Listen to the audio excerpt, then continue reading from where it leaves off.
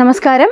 സ്ത്രീകളെ കറുത്ത മൂടുപടത്തിൽ തളച്ചിടുന്നവർക്കെതിരെ ദേശീയ ചിന്താഗതിക്കാരുടെ പ്രതിഷേധം ശക്തമാകുന്നു. സിനിമകളിലെ ശക്തമായ സ്ത്രീ കഥാപാത്രങ്ങളിലൂടെയും വ്യത്യസ്തമായ പ്രമേയങ്ങളിലൂടെയും ഇന്ത്യൻ സിനിമാ ലോകത്ത് തൻ്റെതായ മുദ്ര പതിപ്പിച്ച പ്രമുഖ ബോളിവുഡ് സംവിധായകൻ ഇംതിയാസ് അലിയുടെ ഏറ്റവും പുതിയ പരാമർശങ്ങൾ ദേശീയ തലത്തിൽ വലിയ കൊടുങ്കാറ്റായി മാറുകയാണ്. സ്ത്രീ സ്വാതന്ത്ര്യത്തെക്കുറിച്ചും വസ്ത്രധാരണത്തിന്റെ മറവിൽ ഒളിച്ചുകടത്തുന്ന തീവ്രവാദ ചിന്താഗതികളെക്കുറിച്ചും അദ്ദേഹം നടത്തിയ തുറന്നു പറച്ചിലുകൾ രാജ്യത്തെ കപട പുരോഗമനവാദികളുടെയും പ്രീണന രാഷ്ട്രീയക്കാരുടെയും മുഖംമൂടി പൂർണ്ണമായും അഴിച്ചുമാറ്റുന്നതാണെന്ന വിലയിരുത്തലുകൾ സജീവമായി കഴിഞ്ഞു. ബുർക്കയും പർദ്ദയും ധരിക്കുന്നതിനെ അന്ധമായി അനുകൂലിച്ചുകൊണ്ട് ചില സ്ത്രീകൾ പൊതുസമൂഹത്തിൽ ഉയർത്താറുള്ള വാക്കുകളാണ് "എനിക്കിതിൽ വലിയ സൗകര്യമാണ്", "ഞാനിതിൽ പൂർണ്ണ സംതൃപ്തയാണ്" എന്ന വാക്കുകൾ. ഈ വിചിത്രമായ നിലപാടിനോട് തനിക്കൊട്ടും യോജിപ്പില്ല എന്നാണ് ഇംതിയാസ് അലി തുറന്നു പറഞ്ഞത്. ഒരു പ്രമുഖ ദേശീയ മാധ്യമത്തിന് നൽകിയ പ്രത്യേക അഭിമുഖ പരിപാടിയിലാണ് യാതൊരുവിധ രാഷ്ട്രീയ ഭയവുമില്ലാതെ അദ്ദേഹം തൻ്റെ കടുത്ത നിലപാട് ലോകത്തോട് വിളിച്ചു പറഞ്ഞത്. ഈ തുറന്നു പറച്ചിൽ ഇപ്പോൾ സോഷ്യൽ മീഡിയയിൽ വലിയ രീതിയിലുള്ള സംവാദങ്ങൾക്കാണ് വഴിവെച്ചിരിക്കുന്നത്.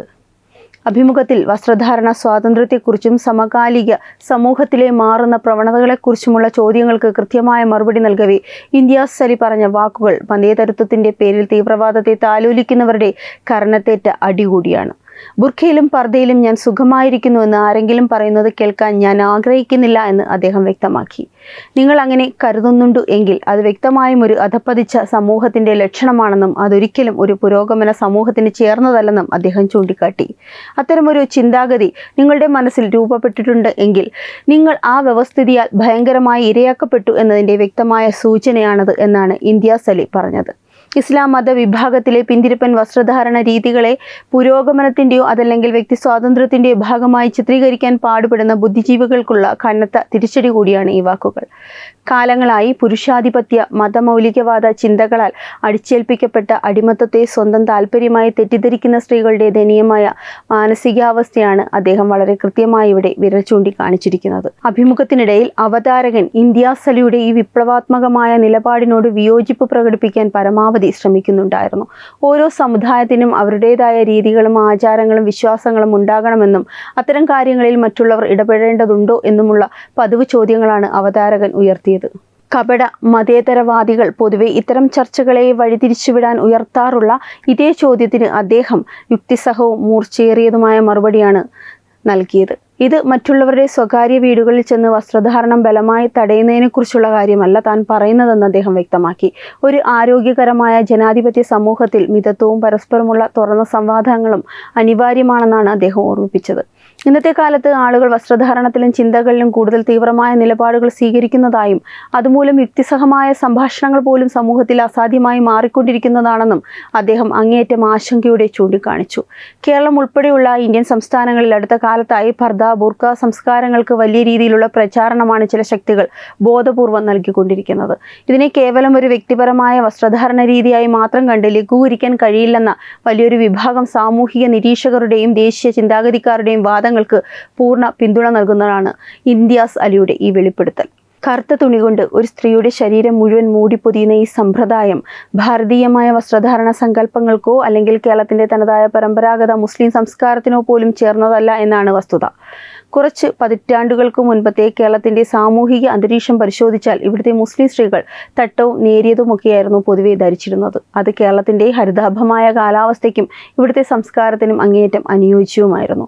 എന്നാൽ 80കൾക്ക് ശേഷം ഗൾഫ് കുടിയേറ്റത്തിൻ്റെ മറവിൽ അറബ് നാടുകളിലെ തീവ്ര ചിന്താഗതികൾ കേരളത്തിലേക്ക് കൂട്ടത്തോടെ ഇറക്കുമതി ചെയ്യപ്പെട്ടതോടെയാണ് പർദ്ദയും ബുർക്കയും ഇവിടെ വ്യാപകമായി ഇറങ്ങാൻ തുടങ്ങിയത്.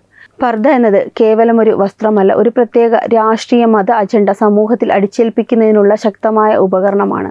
സ്ത്രീകളെ പൊതുസമൂഹത്തിൻ്റെ മുഖ്യധാരയിൽ നിന്ന് പാടെ മാറ്റി നിർത്താനും അവരുടെ തനതായ വ്യക്തിത്വത്തെ കറുത്ത മൂടുപടത്തിനുള്ളിൽ ഒളിപ്പിക്കാനും മാത്രമേ ഇത്തരം വസ്ത്രധാരണ രീതികൾ ഉപകരിക്കൂ. ഇംതിയാസ് അലി ചൂണ്ടിക്കാണിച്ചതുപോലെ തങ്ങൾ അനുഭവിക്കുന്ന സ്വാതന്ത്ര്യ നിഷേധത്തെ തങ്ങളുടെ സ്വയംഭരണാവകാശമായി സ്ത്രീകൾ തന്നെ വിശേഷിപ്പിക്കുന്ന അവസ്ഥ ഭയാനകമാണ്. ഇത് ചിന്താപരമായ അടിമത്തത്തിൻ്റെ പരകോടിയാണെന്ന് വ്യക്തമാണ്. ഇന്ത്യയിൽ വസ്ത്രധാരണ സ്വാതന്ത്ര്യത്തെക്കുറിച്ചും വാദോരാതെ സംസാരിക്കുകയും മറ്റുള്ളവരുടെ ആചാരങ്ങളെ അധിക്ഷേപിക്കുകയും ചെയ്യുന്ന പല പുരോഗമനവാദികളും ബുർഖയുടെയോ ഹിജാബിൻ്റെയോ കാര്യം വരുമ്പോൾ പുലർത്തുന്ന ഇരട്ടത്താപ്പ് ഈ അവസരത്തിൽ രാജ്യം ചർച്ച ചെയ്യേണ്ടതുണ്ട്. കർണാടകയിൽ നടന്ന ഹിജാബ് വിവാദ കാലത്ത് വിദ്യാലയങ്ങളിലെ തുല്യത ഉറപ്പാക്കുന്ന യൂണിഫോം കോഡിനെതിരെ തെരുവിലിറങ്ങി കലാപ അന്തരീക്ഷം സൃഷ്ടിച്ചവർ യഥാർത്ഥത്തിൽ സ്ത്രീ സ്വാതന്ത്ര്യത്തിന് വേണ്ടിയല്ല നിലകൊണ്ടത്, മതമൗലികവാദത്തിന് വേണ്ടിയായിരുന്നു. വസ്ത്രധാരണ രീതികളിലെ ഇത്തരം പിന്തിരിപ്പൻ സമ്പ്രദായങ്ങളിൽ നിന്നും മധ്യകാല യുഗത്തിലെ ചിന്തകളിൽ നിന്നും സ്ത്രീകൾ പൂർണ്ണമായും മോചിതരാകണമെന്നതാണ് ഭാരതീയ ജനതാ പാർട്ടി ഉൾപ്പെടെയുള്ള ദേശീയ പ്രസ്ഥാനങ്ങൾ കാലാകാലങ്ങളായി രാജ്യത്തുയർത്തുന്ന ശക്തമായ നിലപാട്. ലിംഗസമത്വവും സ്ത്രീ ശാക്തീകരണവും വെറും രാഷ്ട്രീയ മുദ്രാവാക്യങ്ങളിൽ മാത്രം ഒതുക്കേണ്ടതല്ല, അത് പ്രവൃത്തിയിൽ കൊണ്ടുവരണമെങ്കിൽ ഇത്തരം കപട പുരോഗമനവാദികളുടെ പൊള്ളയായ നിലപാടുകൾ ജനങ്ങൾക്ക് മുൻപിൽ തുറന്ന് കാട്ടപ്പെടേണ്ടതുണ്ട്. സ്വന്തം സമുദായത്തിലെ തെറ്റായ പ്രവണതകളെ ചൂണ്ടിക്കാണിക്കാൻ ഇന്ത്യാസലി കാണിച്ച ഈ ധീരത മറ്റ് സാംസ്കാരിക നായകർ എന്ന് അവകാശപ്പെടുന്നവർ മാതൃകയാക്കേണ്ടതാണ്. ഈ ലോകമെമ്പാടുമുള്ള വികസിത രാജ്യങ്ങളും പല പ്രമുഖ മുസ്ലിം ഭൂരിപക്ഷ രാജ്യങ്ങൾ പോലും ബുർക്കയ്ക്കും പർദ്ദയ്ക്കുമെതിരെ അങ്ങേയറ്റം ശക്തമായ നിയമപരമായ നിലപാടുകൾ സ്വീകരിച്ചു വരികയാണെന്ന കാര്യം നാം മറക്കരുത്. ഫ്രാൻസ്, ബെൽജിയം, സ്വിറ്റ്സർലൻഡ് തുടങ്ങിയ ഒട്ടനവധി യൂറോപ്യൻ രാജ്യങ്ങൾ പൊതുസ്ഥലങ്ങളിൽ മുഖം മറയ്ക്കുന്ന വസ്ത്രങ്ങൾ നിയമം മൂലം നിരോധിച്ചിട്ടുണ്ട്.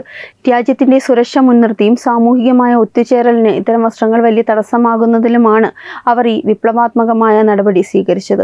ആധുനിക മുസ്ലിം രാജ്യമായ സൗദി അറേബ്യ അടക്കമുള്ള ഗൾഫ് നാടുകളിൽ പോലും സ്ത്രീകൾക്ക് കൂടുതൽ സ്വാതന്ത്ര്യം അനുവദിക്കുകയും പർദ്ദ നിർബന്ധമാക്കുന്നതിൽ വലിയ ഇളവുകൾ വരുത്തുകയും ചെയ്യുമ്പോൾ ഭാരതത്തിലെ ചില വോട്ട് ബാങ്ക് രാഷ്ട്രീയക്കാരും മത മേലധ്യക്ഷന്മാരും ഇവിടെ സ്ത്രീകളെ കൂടുതൽ യാഥാസ്ഥിതികത്വത്തിലേക്കും അന്ധകാരത്വത്തിലേക്കും തള്ളിവിടുകയാണ് ചെയ്യുന്നത്. ഈ ഒരു അന്താരാഷ്ട്ര പശ്ചാത്തലത്തിൽ വേണം ഇന്ത്യാസലിയുടെ വാക്കുകളെ ജനങ്ങൾ വിലയിരുത്താൻ. ഒരു പുരോഗമന സമൂഹ നിർമ്മിതിക്ക് മിതത്വവും ആധുനിക ശാസ്ത്രീയ ചിന്താഗതിയും ആവശ്യമാണെന്ന് അദ്ദേഹം ഉറപ്പിച്ചു പറയുമ്പോൾ അതിനെ എതിർക്കുന്നവർ രാജ്യത്തെയും സ്ത്രീ സമൂഹത്തെയും മധ്യകാലഘട്ടത്തിലേക്ക് പിന്നോട്ട് നയിക്കാൻ ആഗ്രഹിക്കുന്നവരാണ്.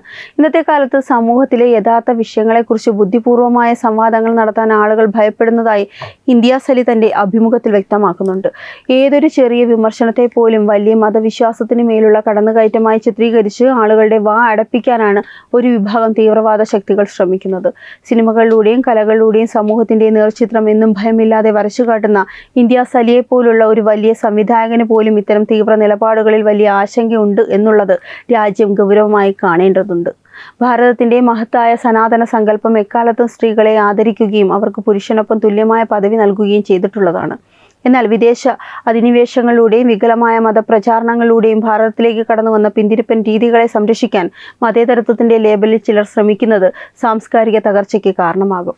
ഇന്ത്യാസലിയുടെ ധീരമായ തുറന്നു പറച്ചിൽ വരും ദിവസങ്ങളിൽ സിനിമ, സാംസ്കാരിക ലോകത്തും രാഷ്ട്രീയ തലത്തിലും കൂടുതൽ വലിയ മാറ്റങ്ങൾക്കും ചർച്ചകൾക്കും തിരികൊളുത്തുമെന്നതിൽ യാതൊരു സംശയവുമില്ല.